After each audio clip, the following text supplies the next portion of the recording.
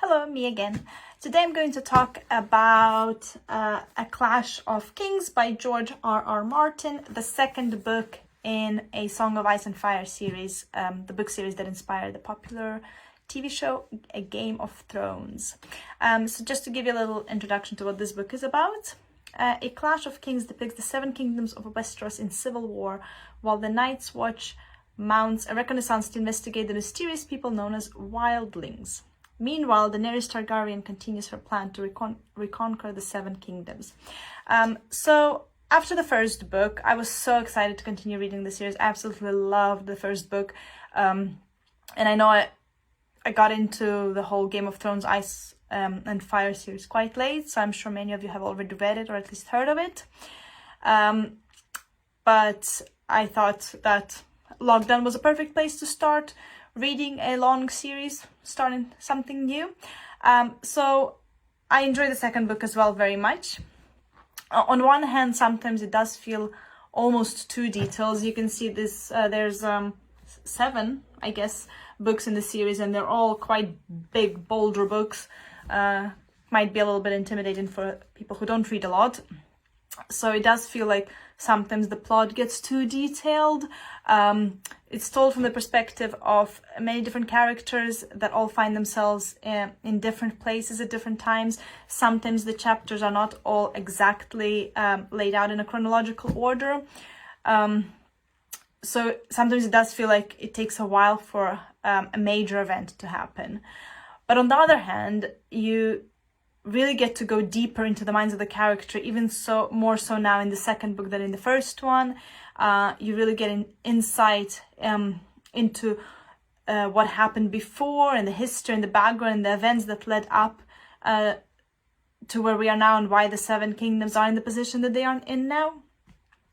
And you do start rooting for certain characters that you didn't even expect to like. I'm on book 4 now, actually, and I've definitely completely reevaluated my opinion of some characters that I didn't like at all in the beginning, and now I feel like I understand them more. So I think in that sense it's just really well written. And I also love how when you feel like you're getting into a role, you have a routine going, you know what's happening, all of a sudden there's a big plot twist, or there's a bombshell dropped on you. So despite all the detail and despite how long the books are in the series is, you never really get bored. At least I haven't, and I'm almost done with book 4, which is going to be really sad when the whole series is finished, but we'll take that when it comes. It is also very interesting to me that some characters don't actually get a chance to tell the story from their perspective at all. Certain characters, I guess it wouldn't be spoiling the plot to say that Robb Stark, the King in the North, he's one of the characters who actually does not get to tell the story from his own perspective.